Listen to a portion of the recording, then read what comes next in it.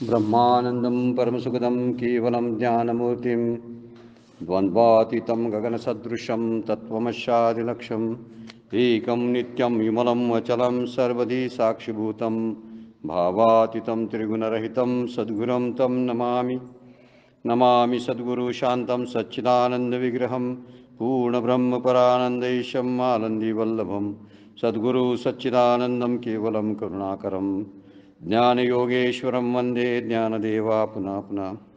अलंकापुरी पुण्यभूमी पवित्र तिथे नांदतो ज्ञानराजा सुपात्र तया आठविता घडे पुण्यराशी नमस्कार माझा सद्गुरु ज्ञानेश्वराशी। संतश्रेष्ठ श्री ज्ञानोबा माऊली, जगद्गुरु श्री तुकाराम महाराज, नाथ महाराज, सर्व संतांना वंदन करतो। परमपूज्य काकांना वंदन, परमपूज्य मंदाताईंना वंदन, आदरणीय चौली सरांना वंदन। आपण सर्वजण उपस्थित आहात, आपल्या सर्वांना वंदन करून आजच्या चिंतन पुढे आपण चालू ठेवूया। काल आपण बघितलं होतं, एका श्लोकावरती आपली चर्चा चालू आहे आणि त्या श्लोकाच्या पहिली ओवी किंवा दुसरी ओवी आपण बघितलेली आहे, नासतो विद्येतो भाव न अभाव विद्यते सता। यावरती एक ओवी आपण 2 वेळा पाहिल्या। आता अर्जुना काही एक सांगेन मी ऐक, जे विचारपर लोक ओळखिती या उपाधी माझी गुप्त चैतन्यासे सर्वगत ते तत्वज्ञ संत स्वीकारती। अशा अर्थाचा विचार आपण कालच्या याच्यातून केला होता। आता आपण पुढची 127 नंबरची ओवी पाहतोय।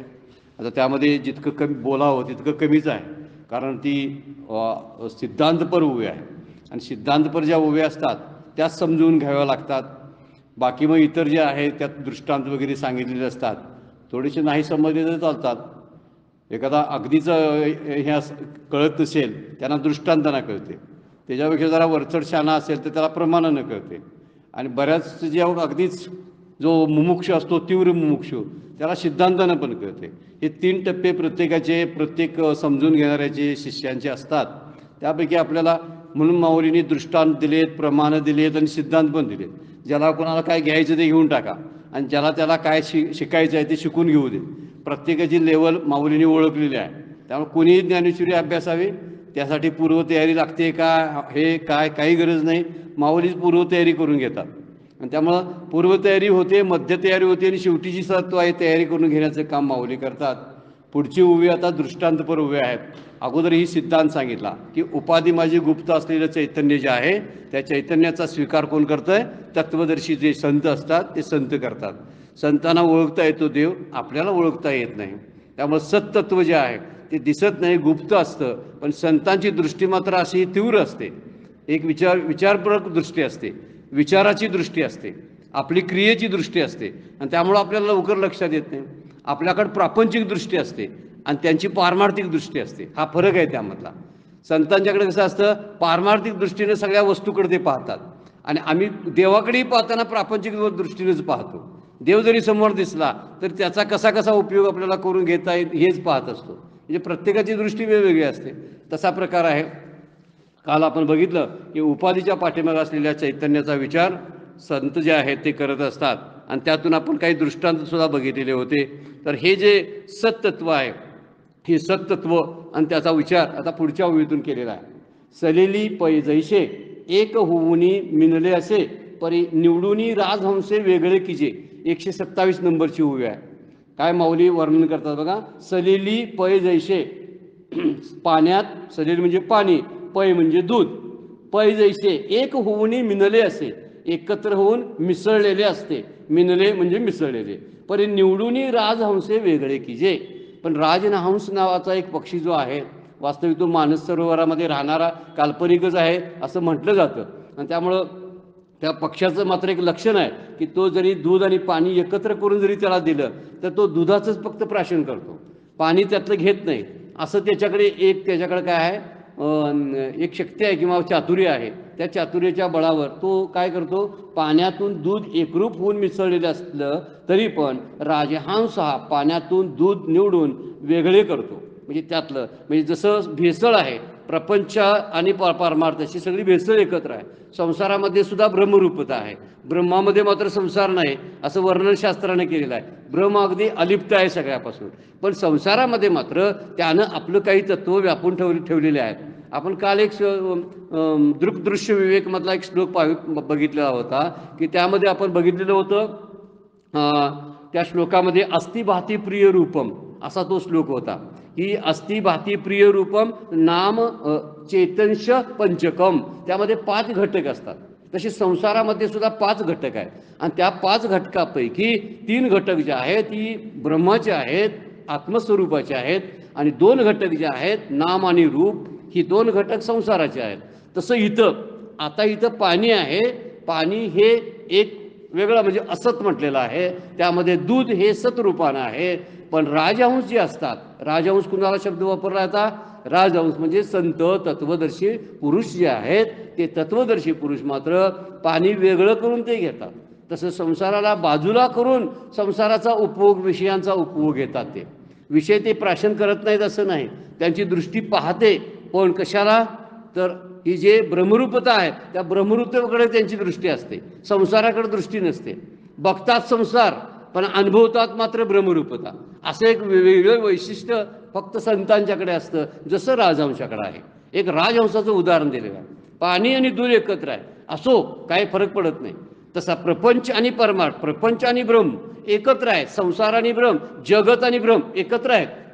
जरीही ब्रह्म एकत्र आहेत, जग एकत्र आहेत, तर त्यातलं बरोबर जे घ्यायचं आहे ते सत्तत्व फक्त राजहंस जसा पकडतो, दुधातलं पाण्यातलं दूध जसं पकडतो तसं हे तत्वज्ञ संत काय करतात, त्यातलं बरोबर जे योग्य सत्तत्व आहे त्या सत्तत्वाचाच विचार करतात. फार सुंदर दृष्टांत आहे. दुसरा दृष्टांत दिला बघा की अग्निमुखे किडाळ तोडून या चोखाळ निवडती केवळ बुद्धिमंत. अग्निमुख केवळ काय अर्थ दिला बघा, सोन्यात किडाळ असतं. किडाळ म्हणजे जे काय असतो तो खराब गोष्ट जी असते सोन्यामध्ये ती. तेव्हा बुद्धिमान सुवर्णतज्ञ असतात जे सोनार असतात, ते काय करतात, अग्नीमध्ये सोने तापवून त्यातून किडाळ काढून शुद्ध सोने वेगळे करतात. काय वर्णन केलंय, अग्निमुखे किडाळ, अग्नीच्या मुखामध्ये ते टाकतात. तोडून या चोखाळ, त्यामध्ये सोडून निवडती केवळ बुद्धिमंत, हे सगळं सोनं त्यामध्ये टाकतात आणि त्यातलं शुद्ध सोनं जे आहे ते बरोबर काढतात आणि जाळून काढतात. काय, ते अग्निमुखात टाकून जे किडाळ आहे ते जाळून टाकतं. म्हणजे खरं सत्य आहे ते शिल्लक राहतं. हे कोण करतं, जसे सोनार करतात किंवा जे सुवर्ण तज्ज्ञ आहेत ते जसे करतात, तसे हे जे तत्वज्ञ संत आहेत हे उपाधीच्या पाठीमागे असलेल्या गुप्त तत्वाचाच फक्त विचार करतात. त्यासाठी दुसरा दृष्टांत दिलाय बघा, अग्निमुखे किडाळ. माऊलींचा आणखीन एक दृष्ट आहे, जैसा किडाळाचा दोष जाय तरी पंधरेतेची होय, जीवा ब्रह्मत्व आहे संकल्पलोपी. आणखीन एक ओवी टाकलेली आहे, मला वाटते 15व्या अध्यायामध्ये ती ओवी येते. जैसा किडाळाचा दोष जाय, जे किडाळ आहे दोषरूप आहे ते बाहेर पडलं तरी पंधरेतेची होय. पंधरेतेची म्हणजे शुद्ध सोनं आहे तेवढं शिल्लक राहतं. जैसा जीवा ब्रह्मत्व आहे संकल्पलोपी, संकल्पामुळं आपल्याला सृष्टी दिसायला लागते, दृष्टीतून सृष्टीचा अनुभव यायला लागतो. हे दृश्यरूप प्रपंच जो दिसतो हा संकल्पातून प्रकट होतो, हा मनाचा संकल्प आहे, कल्पनेनं तयार केलेला आहे असं माऊली त्या ओवीमध्ये सांगतात.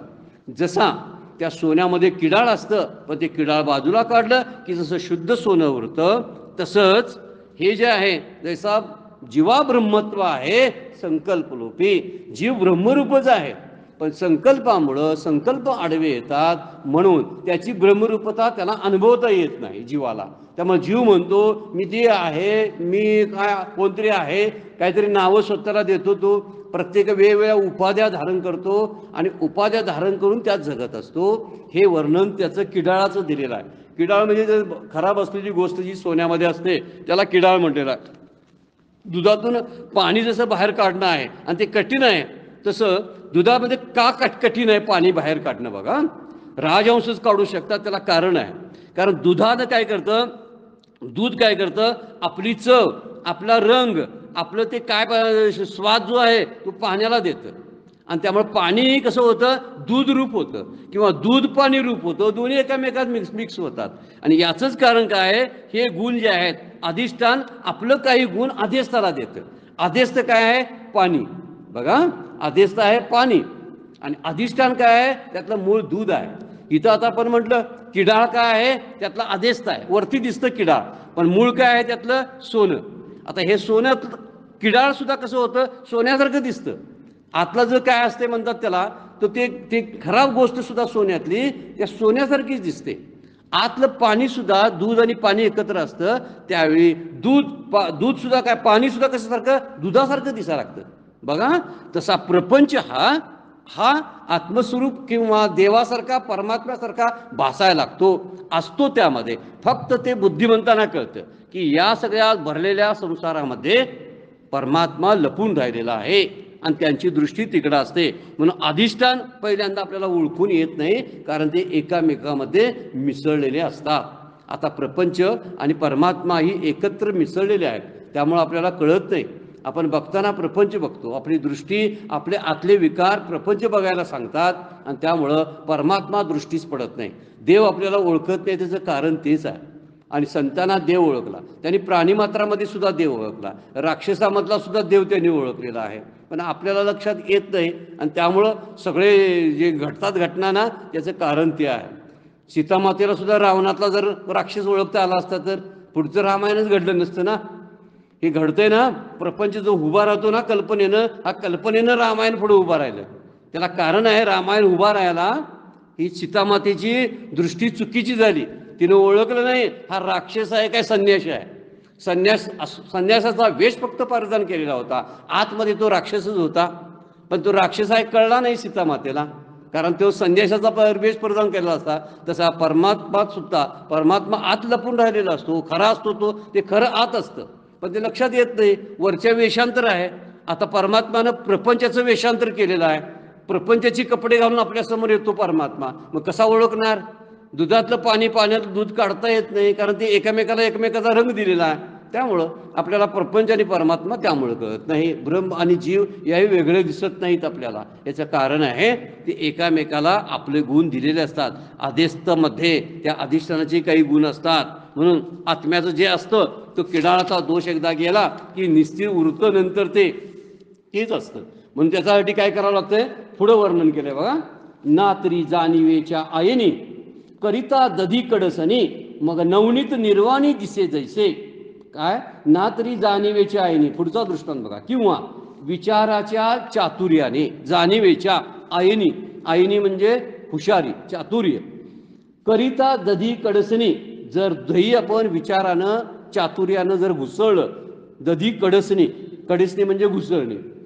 मग नवनीत निर्वाणी, नवनीत म्हणजे लोणी, निर्वाणी म्हणजे शेवटी दिसे जैसे, शेवटी लोणी दिसतं. जसं मंथन केलं जातं ना, दह्याचं मंथन केलं जातं, घुसळलं जातं, आणि दही घुसळल्यानंतर त्यानंतर काय होतं की खाली ते आहे पाण्यासारखा पदार्थ राहतो, पण त्यातलं सारभूत जी गोष्ट आहे दुधातली, जी दह्यातली, तो लोणी दिसायला लागतं. कशामुळे? बुद्धिमंतानं ती जाणीवपूर्वक त्याची दधी कडसणे करावी लागते. दह्याचं मंथन बुद्धिपूर्वक चातुर्यानं करावं लागतं. आपल्याला सुद्धा विचार वापरावा लागेल ह्या ठिकाणी देवाला ओळखायचं असेल तर.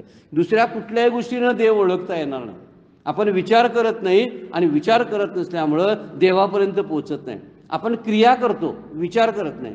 क्रियेपेक्षा विचार ही वरची गोष्ट आहे, आणि विचार संपणं ही त्याच्यापेक्षा श्रेष्ठ गोष्ट आहे. पण सुरुवात तरी क्रियेपासून होऊ दे. उपासनेपासून आपली सुरुवात होते, ठीक आहे. कुठं तीर्थयात्रा होतात, कुठंतरी जप तप होतो, काहीतरी शास्त्रांचं वाचन होतं, एवढ्या गोष्टी ह्या क्रियेच्या सगळ्या आहेत. देवपूजा करतो आपण, कुणाला तरी दानधर्म करतो, सगळ्या क्रियेच्या गोष्टी आहेत. पण ही क्रियेची गोष्ट पुढे त्याची विचारामध्ये रूपांतर व्हायला पाहिजे. मी ज्या देवाची पूजा करतो, ज्या भगवंताचं मी नाम घेतो, त्याचा माझा संबंध काय आहे, एकदा बसून विचार करायला पाहिजे ना. झाला जप आता करून ना, आता त्याचा विचार करायला पाहिजे. मी जे मगापासून रामकृष्ण हरी म्हणा लागलोय, हा राम आणि मी कोण आहोत, मी त्याचं नाम कशाबद्दल घेतो, नाम घेण्याची मला का गरज पडली, याला म्हणायचा विचार. आणि हा विचार यावंच लागतो. तो केव्हा येईल? ही घुसळण व्हायला लागते. जशी दह्याची घुसळण होऊन नवनीत रूपी जो सार तो बाहेर कसा पडतो तर चातुर्य वापरून जाणीवेच्या आयनी, म्हणजे जाणीवपूर्वक विचारानं चातुर्यानं दह्याचं घुसळण होईल. त्याच वेळी नवनीत जे आहे मग नवनीत निर्वाणी शेवटी लगेच त्याचा परिणाम जाणवणार नाही. त्याला घुसळण्याची क्रिया म्हणजे ही साधनेची क्रिया आहे, तपाची क्रिया आहे. आपण तप म्हणून काहीतरी करावं लागतं आणि बऱ्याचशा उपासनेमध्ये तप आहे बरं काय. आपण काहीतरी उपवास करतो, व्रत करतो, काहीतरी नियम पाळत असतो. हे नियम कशाबद्दल तर स्वतःच्या आतले जे विकार आहेत ते जाळण्यासाठी. हे विकार हळूहळू जाळले की चित्त शुद्ध होतं, शांत होतं आणि शांत चित्ताने विचार सुचतात. म्हणून त्यासाठी त्याची घुसळण व्हायला लागते, साधनेतनं मंथन व्हायला लागतं. ह्याला मंथन म्हणतोनी नवनीता तैसे घे अनंता. ज्ञानेश्वर महाराजांच्या हरिपाठामध्ये एक ओळ आहे बघा ती, मंथोनी नवनीता तैसे घे अनंता. भगवंताला कसा पकडायचा, जर जसं लोणी आपण काढतो सारभूत, तसा सारभूत परमात्मा इथं भरून उरलेला आहे या प्रपंचामध्ये. पण प्रपंच वरचं सगळं कवच पांघरून बसलाय ना, ते कवच फोडून जाण्यासाठी आपल्याला मंथन करावं लागेल, घुसळण करावी लागेल. समुद्र मंथनातून सुद्धा अनेक रत्न निघाली, 14 रत्न निघाली म्हणतात. तो ऐरावत हत्ती सुद्धा त्यातनंच निघाला, चंद्र निघाला, बरेचशी मौल्यवान रत्न निघाली. परंतु देवानी त्यामुळेचं मंथन, जे समुद्राचं मंथन केलं ते थांबवलं नाही. भागवतामध्ये ती कथा आलेली आहे मंथनाची. ते काय मोठा कुठल्या पर्वताचा, मेरू पर्वताचे रवी केलेले आहे आणि ते वासुकी नाग आहे ना, त्या वासुकीची दोरी करून ते मंथन केलेलं आहे. आणि त्यावेळी दोन्हीनी, ज्यावेळी असुर पण होते आणि देव पण होते, आणि त्यांनी ज्यावेळी मंथन केलं त्या मंथनातून खूप काय विष निघालं, कुठं हत्ती ऐरावत निघाला, चंद्र निघाला, हे सगळे पदार्थ निघाले. म्हणून देवानी मंथन थांबवलं नाही, मंथन चालूच ठेवलं. कधीपर्यंत, जोपर्यंत ते अमृत मिळत नाही तोपर्यंत. शेवटचं रत्न त्यांना मिळालं अमृत, आणि ते अमृत मिळाल्यावर मगच मंथन थांबवलं. त्या ठिकाणी एक लक्षात ठेवण्यासारखी गोष्ट आहे, अमृत म्हणजे मोक्षाची प्राप्ती. मोक्षाच्या प्राप्तीपर्यंत आपले प्रयत्न थांबवता कामा नये. आपली साधना इतकी उच्च कोटीला गेली पाहिजे की आपल्याला ते अमृत तत्व जे आहे, अमृत तत्वाय कल्पते. काल परवाच्या श्लोकामध्ये आपण बघितलं की तो अमृत तत्वाला पोचतो, म्हणजे ब्रह्मरूपे रूपाला पोचतो, मोक्षाला पोचतो. जसं देवानी मधीच थांबवलं नाही. आम्ही अधूनमधून चालढकल करतो साधनेची. आज जमली तर जमली, उद्या जमली तर नाही जमली. आज जरा तब्येत बरीच नाही, आज जरा मला पित्त वाढले त्यामुळे मी उठायला जमलं नाही. उगी आपण काहीतरी रोज काढत असतो. आज पाहुणे आले त्यांच्यामुळं माझी आज साधना राहिली. सगळं काहीतरी आपण सांगत असतो, सबबी सांगत असतो आणि साधनेमध्ये चालढकल करत असतो. इथं समुद्र मंथनाचं उदाहरण घ्यावं. जर आपल्याला खरंच नवनीत प्राप्त करून घ्यायचं असेल, इथं नवनीत सांगितलं, समुद्र मंथनामध्ये अमृत सांगितलेलं आहे. अमृताची जर प्राप्ती करून घ्यायची असेल आपल्याला, तर निश्चितपणाने मंथन थांबवता कामा नये. घुसळण साधनेची सतत केली पाहिजे. मग विचाराची होईल, बोलण्याची होईल, श्रवणाची होईल, मननाची होईल, निधिदासनाची घुसळण होईल, शास्त्राभ्यासाची होईल, श्रीगुरूंच्या सेवेची होईल, तीर्थयात्रेंची होईल, आणखीन काय काय असेल ते त्यामधलं. पण ही घुसळण चालूच ठेवली पाहिजे, सतत चालू पाहिजे. ज्यावेळी आपल्याला मोकळा वेळ मिळतो आवश्यक कामं करावीत आणि अनावश्यक जाणारा वेळ जो आहे तो साधनेसाठी वापरावा, तरच आपल्याला मंथन करणं जमणार आहे, अन्यथा जमणार नाही. इथं जी उभी सांगितलेली आहे हा तिसरा दृष्टांत नवनीताचा दिलेला आहे बघा. इथं म्हणतात जर नवनीत हवं असेल, निर्वाणी, शेवटी निर्वाणी आपल्याला तेच प्राप्त होतं. आणि म्हणून 129 नंबरमध्ये सांगितलेलं नवनीत हे दधी कडसणी, म्हणजे दह्याचं मंथन करून त्यातून काढलं जातं. आणि हे काढणं म्हणजे शेवटची प्राप्ती आहे, निर्वाणी म्हटलेला. शेवटी मोक्ष मिळालाच पाहिजे असा एक निश्चय केला पाहिजे. मी मरण्यापूर्वी मोक्ष प्राप्त करूनच मी माझा प्राण सोडेन असं म्हटलं पाहिजे. काही जणांना कळतच नाही, त्यांना वाटते मेल्यानंतरच मोक्ष असतोय, वाटते मेल्यानंतर मोक्ष नसतोय तो. मग ती गती सुरू होते आणि मोक्षाला गती नसते, मोक्ष स्थितीमध्ये असतो. गती कुणाला असते? जीवाला गती असते. माझ्या कर्माप्रमाणे गती प्राप्त होते ना. मृत्यूनंतर मी लगेच मार्गाला लागतो, कुठं कुठं आहे तो देह शोधायला चालू करतो. माझी जशी पात्रता असेल तसा देह बघायला जातो. मग कुठला जर बऱ्यापैकी असेल तर माणसाचा मिळेल, नसेल तर मग कुठंतरी डुकराचा, कुत्र्याचा मिळेल, त्या शोधात तो फिरतो. तर मोक्षानंतर गती नसते. ती मोक्षानंतर असते, गती असते, मोक्षानंतर मोक्षात स्थिती असते, गती नसते. आणि ज्याने काय मोक्षच प्राप्त केला नाही त्या जीवाला मात्र गती प्राप्त होते. अंती जैशी मती तैशी गती असं शास्त्रच सांगते. जशी शेवटची बुद्धी असेल त्या बुद्धीप्रमाणे पुढचा देह प्राप्त होतो. म्हणून मोक्ष मरणानंतर प्राप्त होतो. या भ्रमातून आपण बाहेर पडायचं. मृत्यूपूर्वी या टार्गेटपर्यंत मला पोचायचा आहे. हा एक मोठा प्रोजेक्ट आहे तो जो मी हाती घेतलेला आहे. जसे प्रपंचाचे प्रोजेक्ट हाती घेतोय ना आपण, बरेचसे घेतलेले असतात. प्रपंच करत असताना हे उभा करायचं, ते उभा करायचं. आता झालं उभा करून, आता काय उभा करायचं आहे, माझा स्वतःचं मला उभा करायचं आहे, आत्मकल्याण प्राप्त करून घ्यायचं आहे. आणि त्यासाठी इथं वर्णन केलेलं आहे. हनुमंतांना काय काय दिलं, जेव्हा सगळं झाली लढाई वगैरे, सगळे जिंकून आले, राजे आलेत अयोध्येला, प्रभू रामचंद्र राज्यावर त्यांचा राज्याभिषेक झाला. आणि राज्याभिषेकच्या वेळी सगळ्यांना काय काय काय काय वाटप केलं ना, ते जे वानर सेना होती त्या सगळ्यांना काय काय वाटप केलं, बक्षिसं दिली. हनुमंतांना पण बक्षीस दिलं. आणि तो कंठा दिलेला होता, ती कथा आहे आपल्याकडं. त्यातला एक एक मणी हनुमंत फोडून बघत होता. आणि प्रत्येक मणी फोडायचा, तोंडानं दातानं फोडायचा आणि टाकून द्यायचा. सीतामातेला ही गोष्ट आवडली नाही. ती म्हणजे काय किती मौल्यवान कंठा आपण दिला आणि त्यातले मणी हनुमंत फोडून टाकायला लागलेले आहेत, काय त्याला अर्थ नाही. प्रभू रामचंद्र हसले. म्हणजे त्यालाच विचार, ते तसा का करतोय तो. आणि हनुमंतांना जेव्हा विचारलं त्यावेळी सीतामातेला तिने सांगितलं, मी प्रत्येक गोष्ट फोडतो आणि त्यामध्ये राम आहे काय पाहतो. राम नाही तर मी टाकून देतो. ज्याच्यामध्ये राम नाही त्याच्यामध्ये काय उपयोग नाही म्हणतो तो. आपणही बोलण्यात घेतोय बघा, काय या करण्यात काय राम नाही बघा. आता राम नाही या शब्दाचा अर्थ आहे ते सत्तत्व ज्यामध्ये नाही. नुसत्या उपाध्याच घेऊन करायच्या काय उपयोगाला येणार आहे त्या उपाध्या. किती उपाध्या धारण केल्या, आजा पंजाहून काय आपल्याला मोठेपणा कसला प्राप्त होणार आहे. आणखीन कुठली तरी पदं जी मिळाली कुठली तरी समाजातली, त्या पदानंतरी मला ब्रह्मरूपता प्राप्त होणार आहे का, नाही. आणखीन काहीतरी काहीतरी मी झालो, मी कोणतरी प्रवचनकार झालो, वारकरी झालो म्हणून मला ब्रह्मरूपता प्राप्त होणार आहे, अजिबात नाही. मला ते तत्व साध्य व्हायला पाहिजे, त्याचाच पत्ता लागायला पाहिजे. मग मला उपाध्या सारायला पाहिजेत ना बाजूला. म्हणून हनुमंत म्हणतात, मी फक्त सार तत्व राम जाणतो. राम हा सार आहे.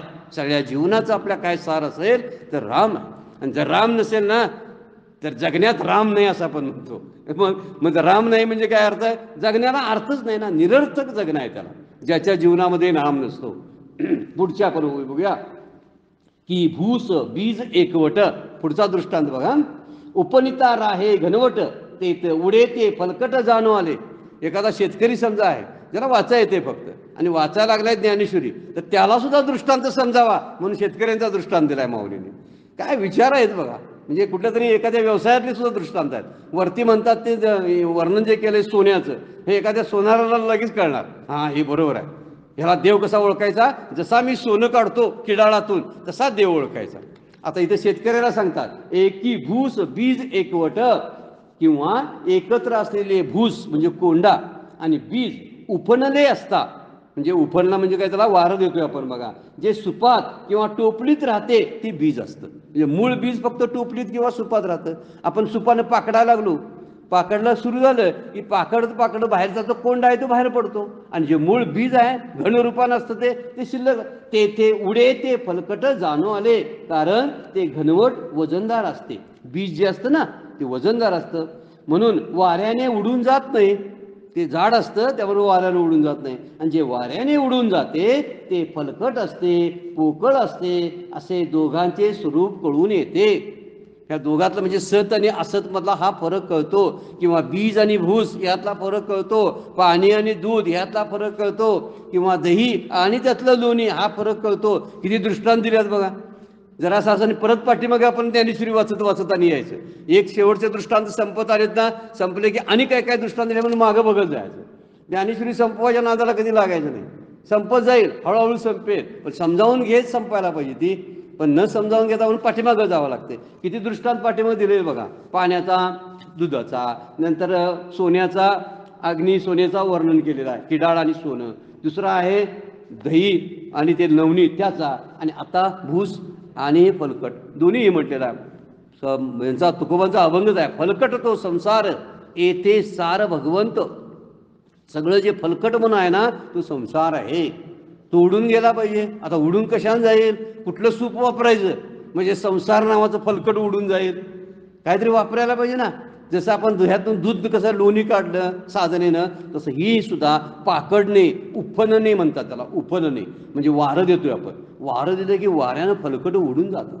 असा वारा सुटला पाहिजे आपल्याला. नामाचा वारा सुटला पाहिजे, साधनेचा वारा सुटला पाहिजे. म्हणजे आपल्याकडे असणाऱ्या उपाध्या सगळ्या विरून जातील. उपाध्या एकदा विरून झाल्या की उपाधीच्या पाठीमागं गुप्त असलेलं चैतन्य ते आपल्याला समजायला लागेल. एका सिद्धांताबद्दल एवढ्या उव्या माऊली टाकायला लागलेत.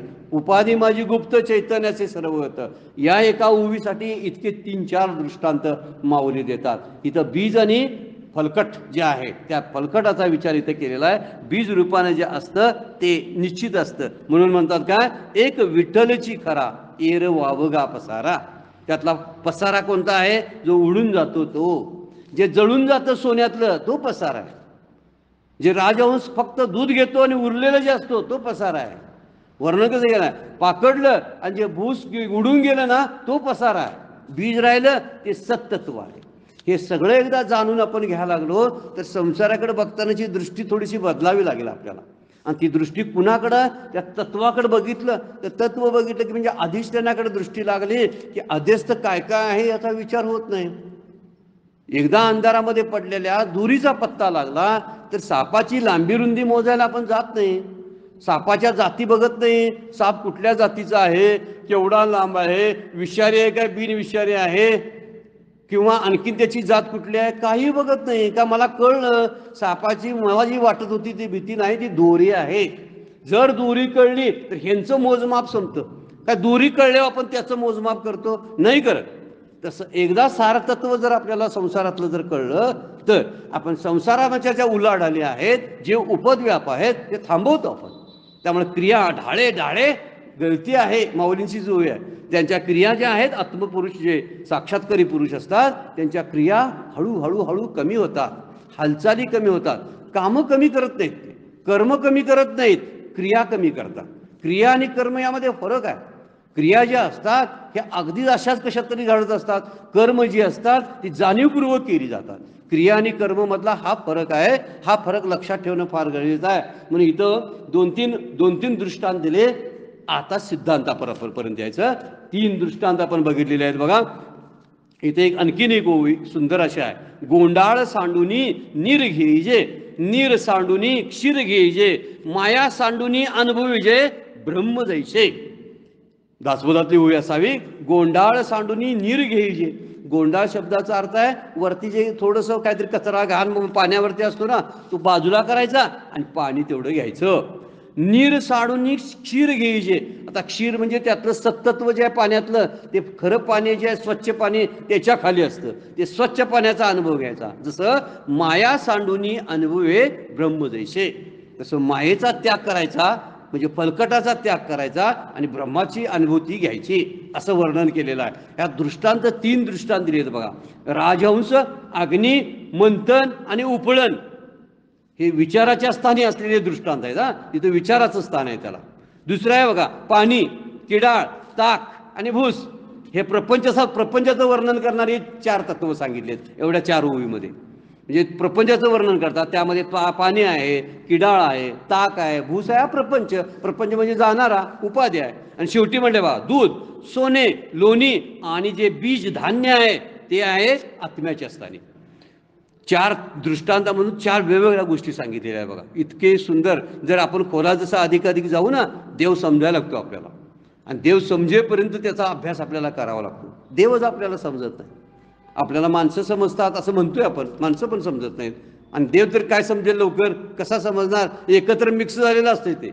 आणि एकत्र मिक्स झालेला आणि माणसातलं ब्रह्मत्व बघता येईल काय आपल्याला, नाही बघता येणार. मूर्तीतलं देवत्व आपल्याला बघता येत नाही. मूर्तीत देव आहे हेही काय सांगायला खूप वेळ लागतो. सगुणाची आधारे निर्गुण पाहिजे, निर्धारे असं संतांना सांगावं लागलं. आता मूर्तीच्या पाठीमाग असलेलं तत्व कळत नाही तर माणसाच्या पाठीमाग असलेलं देवत्व कसं कळेल, किंवा तो जीव आहे त्या जीव ब्रह्मरूप आहे हे कसं कळेल, कळणारच नाही. म्हणूनच आपण ईर्ष्या करतो, म्हणूनच आपण अहंकार बाळगतो. याला कारण ती गोष्ट आहे. जर मला कळलं ना ब्रह्मत्व जीवामधलं, जीवा ब्रह्मत्व आहे संकल्परूपी, ज्यावेळी कळेल त्याचवेळी खऱ्या अर्थानं माझ्या दृष्टीनं मला समत्व दृष्टी प्राप्त होणार आहे. मी बघताना कसा जगाकडे बघणार आहे, जसं ज्ञानेश्वर माऊली किंवा सगळे संत पाहतात जगाकडं, ते जग ब्रह्मरूप आहे या भावनेनं पाहायला लागतात. दे जे जे दृष्टी दिसे ते ते ब्रह्मरूप, पूजा ध्यान जप त्याशी नाही. ज्यांना सगळ्या दृष्टीला ब्रह्मरूपताच दृष्टीला येते त्यांना पूजाचं काय विधी कसला आहे, कसला निषेध त्यांच्यासाठी आहे? त्यांच्यासाठी विधी नाही आणि निषेध नाही. पूजा ध्यान जप त्याशी नाही.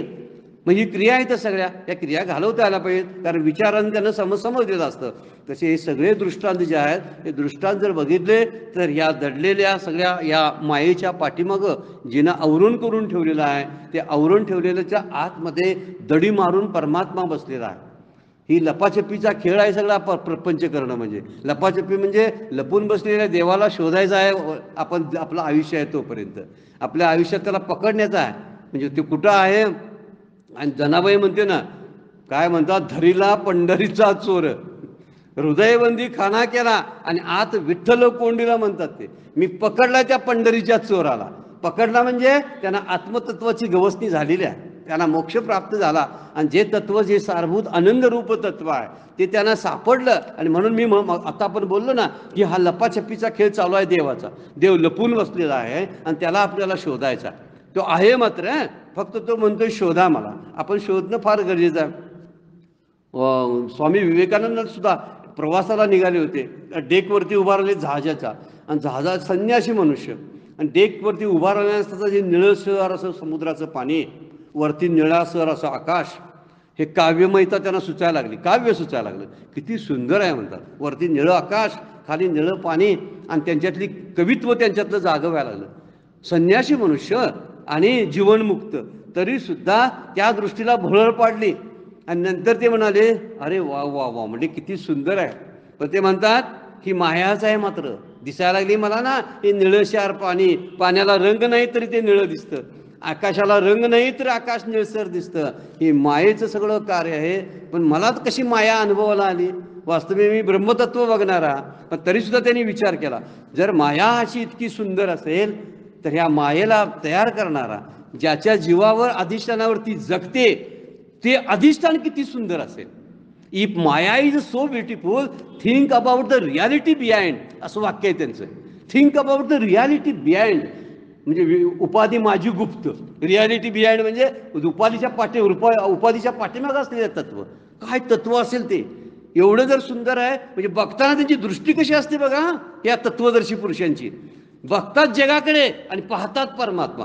आम्ही पाहतो देवाकडे आणि बघतो प्रपंच. उलटं आमचं सगळं आहे. जर असं उलटी दृष्टी आपण जर फिरवली ना तर झालो आपण तत्वदर्शी. बघा, ही तत्वदर्शी होण्यासाठी एवढे सगळे दृष्टांत माऊलीने वापरलेले आहेत. आणि या 3-4 दृष्टांतामधून आपल्याला समजेलच. पुन्हा आणि त्याचा विचार करावा की कशाला सोनं शब्द वापरला, ते कोणत्यासाठी, पाणी दूध हे कशासाठी दृष्टांत दिलेत, पुन्हा आणि अभ्यास त्याचा केला पाहिजे.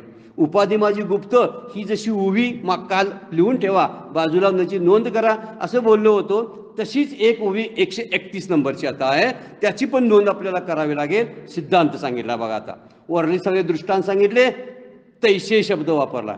आणि आपण मागच्या वेळा बघितलंय, ज्यावेळी जैसे तैसे शब्द आले की समजायचं माऊली आता सिद्धांत सांगायला लागले. अगोदर सगळं सांगून टाकतात आणि म्हणतात तैसे विचारिता निरसले, ते प्रपंचू सहज सांडवले, मग तत्वता तत्वरले ज्ञानी अशी. असं जर केलं आणि विचार जर केला तर प्रपंचाचा निराश होईल.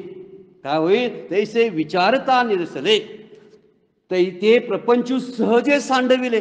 प्रपंचामधलं जे उपाधियुक्त आहे ते सहज बाजूला जातं.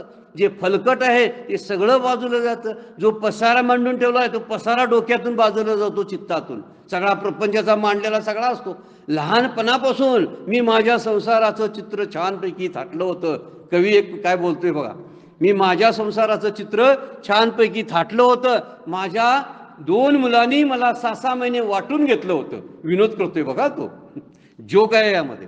मुलं कशी वाटून घेतात आई वडिलाला, पण का अगोदर कसला प्रपंचाची, ज्यावेळी लग्न झालं, लहानपण होतं, माझ्याकडे फोटो आई वडील खूप आवडायचे म्हणून आई वडिलांचा फोटो घेऊन शाळेला मी खिशातनं जायचा. का आई वडील मला प्रिय आहेत म्हणून. जरा मोठं झालो आणि एक गर्लफ्रेंड सापडली आणि त्या मुलगीचा फोटो मी खिशात वापरायला चालू केलो. ती गर्लफ्रेंडच होती, तीच माझी बायको नंतर झाली. बायकोचा फोटो खिशात यायला लागला. मग छानसं बाळ झालं, त्या बाळाचा फोटो खिशात घेऊन फिरायला लागलो. हा फोटो खिशात घेऊन फिरता मुलं मोठी झाली, त्यांच्या संसारात रमायला लागली. बायको सोडून गेली, मुलं आता काय विचारत नाहीत, सगळेच फोटो गळले.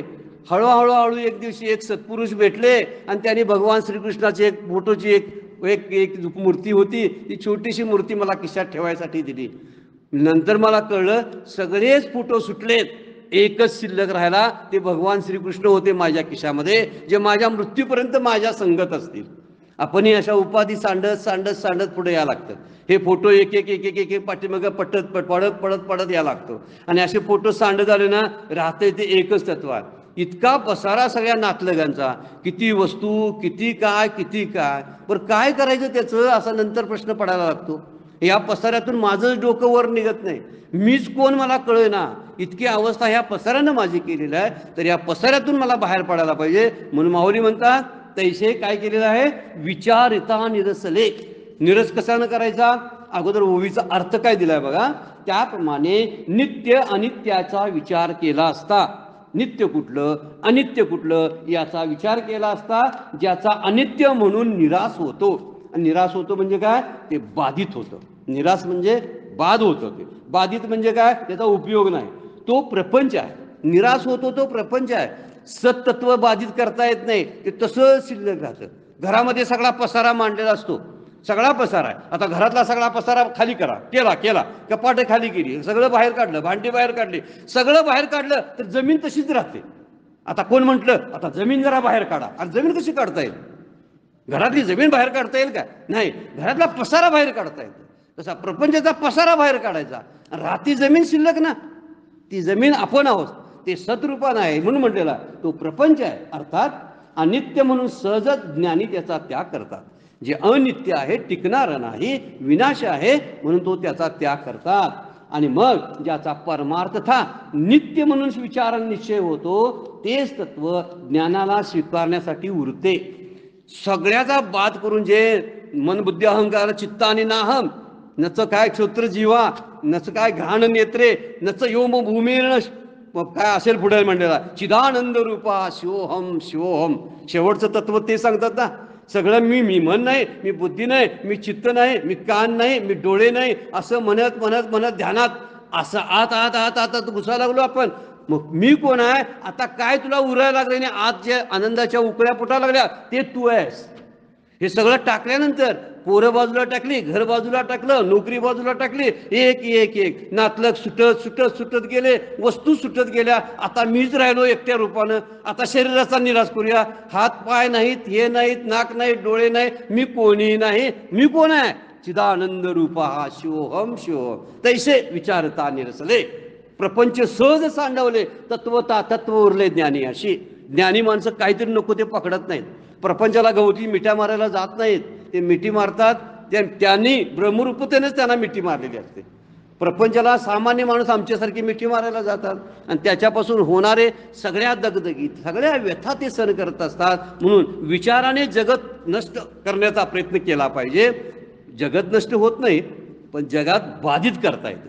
निराश शब्द मुद्दाम वापरलाय बघा, तिथं नष्ट करणे शब्द वापरले नाही बघा. तैसे विचारता निरसले, निराश केलेला आहे. निराश करणे याचा अर्थ आहे समोर जग आहे, माझा मुलगा मुलगी कोण काय आहेत, सून नातवंड आहेत, पण विचारानं म्हणायचं ते नाहीत. विचारानं ते नाहीत का, तर त्यांच्या उपाध्या माझ्यासमोर हलत्याला दिसतात. या खरं ब्रह्मतत्व आत आहे त्याच्या पाठीमागं, ते मला बघता आलं पाहिजे. आणि त्यांच्याकडे नाही बघितल्यामुळं, तत्वाकडे बघितल्यामुळं तत्वामध्ये कोणतेही दोष नाहीत, त्यामुळे मला दोष आत दिसत नाहीत. मग मी कुणाचा द्वेष करू, मला द्वेष करायला कोण नसतंच ना पुढे. मी जर उपाधीकडे बघितलं ना, माणसांच्याकडं, त्यांचा मला द्वेष वाढतो, त्यांची ईर्ष्या वाढते. पण माणसाच्या पाठीमागं, शरीराच्या पाठीमागं असलेल्या तत्वाकडे बघितल्यावर त्यात कुठं दोष आहेत, त्यात दोषच नसतात. मग दोष नाहीत तर मला कसे त्याचा विचार पडेल, म्हणून मी कुणाचा द्वेष करणार नाही. असा प्रकार घडतो त्यामध्ये. म्हणून इथं म्हणलेलं आहे बाधित करणं, जग बाधित करून जगणं आहे. शेवटी फार कठीण गोष्ट आहे. हे सोडा, ते सोडा, अमुक सोडा, असं आहे. आपलं एक तत्वज्ञान आहे शिवगडचं बरं काय, बाधित अनुवृत्तीनं जगणं. परमपूज्य काकांचं तत्वज्ञान आहे. म्हणजे मलाही माईक दिसतो, मला योग्य वेळी मी याचा वापर करणार आहे. Know the system, use the system and throw. शेवट म्हटलेलं आहे ना, त्याचा निराश करायचा आहे. पहिल्यांदा आहे ना ते वापरायचे नाही, काय उपयोगाचं, नाशवंतच आहे. आणि नाशवंत आहे मग बोलणार कसं, तसा प्रकार आहे. हे कान आहेत माझे, काय उपयोगाचे? कानाचा कान महत्वाचा, हे काय उपयोगाचे? अरे मग ऐकणार कसं? ह्याचा वापर करावा आणि वापर करत ते तत्व जाणून घ्यावं. एकदा जाणलं की जाणल्यानंतर ते वापर केलेलं शास्त्र या सगळ्या गोष्टी बाजूला पडतात. नंतर काय राहत नाही. नंतर पुरोहित लग्न लावणारा राहत नाही, मंडळी लग्न ठरवणारी माणसं राहत नाहीत. कारण लग्न झालं, एकदा लग्न झालं की पुरोहिताची गरज काय? शास्त्र काम पुरोहिताचं करत असते फक्त. मी म्हणतोय ते लावा अंतरपाडमध्ये जोडा आणि लग्न अक्षता टाकल्या अक्षता संपलं ना, तो पुरोहित घरी जातो. त्याचा फोटो सुद्धा कधी लग्नात नसतो. का? महत्वाची जे नवरा नवरी आहेत ना, जीव शिव एकत्र झालेत ना, संपला विषय. जीव शिवाचं जेव्हा मिलन होतं त्यावेळी नंतरची मंडळी, पाहुणे मंडळी घरी निघून जातात. जायला पाहिजे, हॉलमध्येच राहिली तर प्रॉब्लेम आहे ना. आज प्रॉब्लेम तोच आहे. माझ्या चित्ताच्या हॉलमध्ये सगळा प्रपंच आहे, यांना घालवायला पाहिजे ना, तर लग्न व्यवस्थित. आता पुन्हा ती हनीमून साजरी करतील जीव शिव, नाहीतर नाही करणार. किती गोष्ट गमतीची आहे बघा. पण आपण विचार करत नाही, म्हणून विचारता निरसन. त्यांना बाधितच करायचं. एकदा बाधित आपण तत्व केलं ना तर निश्चितपणे आपण पुढे पुढे पुढे जाऊ शकतो. हे बाधित करणं जे कसं असतं ते जर आपण नंतरच्या एका चिंतनामध्ये, पुढच्या चिंतनामध्ये बघणार आहोत. आजची वेळ संपलेली आहे. आजचं चिंतन जे आहे सद्गुरूंच्या चरणी, ज्ञानेश्वर माऊलींच्या चरणी अर्पण करतो आणि विराम घेऊया. पुंडलिक वरदा हरी विठ्ठल श्री ज्ञानदेव